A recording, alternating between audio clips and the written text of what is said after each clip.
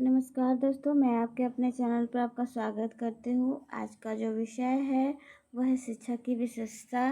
देखिए अगर आप किसी भी टीचिंग एग्ज़ाम के लिए देने जा रहे हैं या फिर कोई भी एग्ज़ाम जो टीचिंग से रिलेटेड है या फिर एंट्रेंस टीचिंग का एंट्रेंस देने जा रहे हैं, तो ये क्या है, ये वाला टॉपिक इम्पॉर्टेंट होगा। अगर आपका वीडियो पसंद आएगा या आता है तो प्लीज़ लाइक शेयर और सब्सक्राइब कीजिएगा। तो अब हम लोग वीडियो पे चलते हैं और स्टार्ट करते हैं। आज का जो टॉपिक है वो है शिक्षा की विशेषता, यानी कि शिक्षा की क्या क्या प्रॉपर्टी विशेषता होनी चाहिए, उसमें विशेष चीज़ होने चाहिए, आज हम देखेंगे।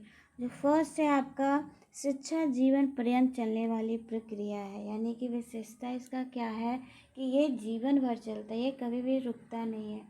शिक्षा वो नहीं है जो आप सिर्फ और सिर्फ स्कूल में जाके प्रॉपर आप ले क्लासरूम में टीचर पढ़ाता है बैठते हो, वो नहीं है। शिक्षा क्या है, वो जीवन के किसी भी काल में ले सकते हैं। इसके लिए कोई उम्र नहीं होता है कि इतने ही उम्र तक आपको पढ़ाई करना है, नहीं।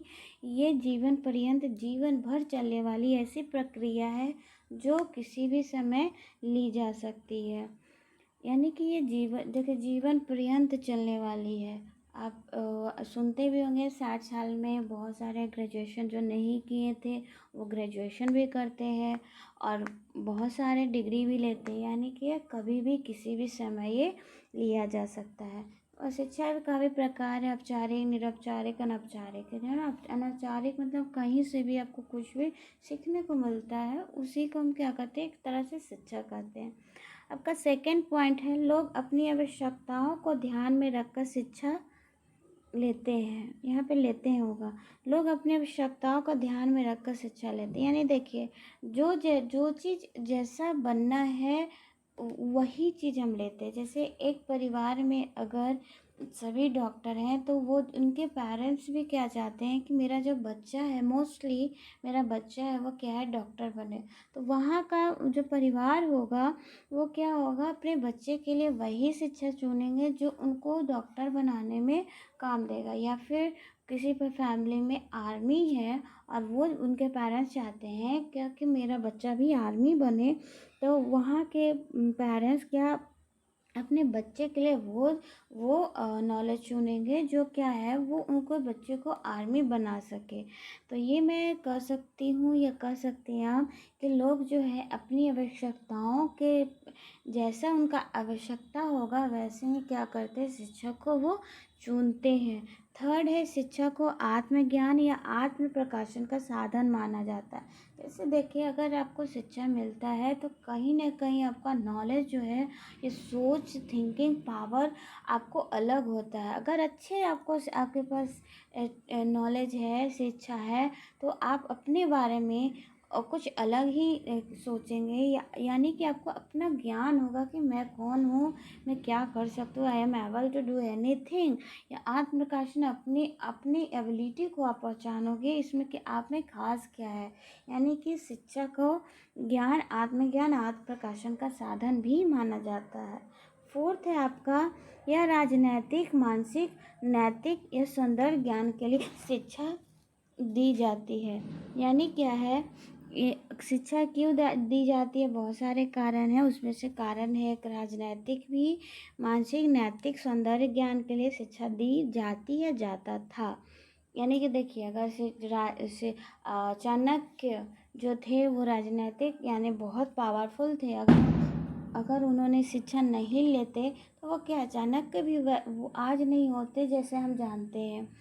सेकेंड है नैतिक, अगर किसी को कैसे बिहेव करना है, किसी तरह से कोई बताता है या प्रॉपर पढ़ाया जाता है या बताता है, और नैतिक विकास कर होता है।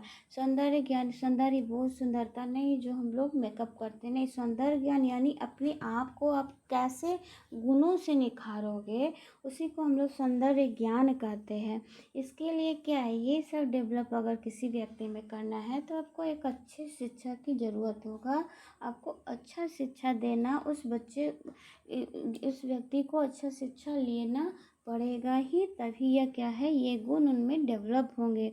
फिफ्थ है आपका पॉइंट, यह व्यवहारिक कार्यों के लिए तैयार करता है, यानी कि यह एक व्यक्ति को तैयार करता है, रेडी करता है किसी भी आगे आने वाले इंसिडेंट के लिए, बिहेवियर के लिए, किसी भी चीज़ के लिए। जैसे शिक्षा अगर है, नॉलेज है, अगर आप जैसे फिज़िक्स का ही ले लीजिए, वो क्या है, आप डेली लाइफ में वो नॉर्मली जो नहीं जानते हैं वो चीज़, और वो पढ़ाई करके अगर जानते हैं वो अप्लाई कीजिएगा, तो आपका जो लाइफ है वो इजी हो जाएगा। क्यों? क्योंकि आपके पास वो नॉलेज है। नॉलेज कहाँ से आई? क्योंकि आपने शिक्षा लिया था।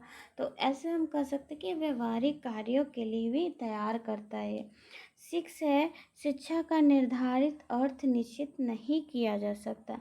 देखिए, शिक्षा सभी के लिए अलग अलग होता है। जैसे आवश्यकता होगा वैसे ही शिक्षा चेंज हो जाता है। इसीलिए कहा, जो 6 पॉइंट है वो कहा जा रहा है, कभी भी शिक्षा बहुत बड़ा है, बहुत व्यापक है। इसका अर्थ हम कभी भी एक सीमित तक नहीं कर सकते हैं। जैसे टाइम चेंज होता है, उस हर चीज़ का मीनिंग क्या होता है, चेंज होते चला जाता है। उसी तरह इसीलिए ये बोला गया कि शिक्षा का निर्धारित अर्थ कभी भी निश्चित नहीं किया जाता। टाइम जैसे चेंज होता है, आवश्यकता चेंज होता है, उसका अर्थ भी चेंज होता है। इसीलिए कहा जाता है कि शिक्षा का निर्धारित यानी कि एक पर्टिकुलर अर्थ हम लोग निश्चित नहीं कर सकते हैं। आई होप आपको समझ में आया होगा। अगर किसी भी पॉइंट्स में दिक्कत है तो आप अपना क्वेश्चन कमेंट बॉक्स में पूछ सकते हैं, मैं रिप्लाई करने का कोशिश करूँगी। Thank you and have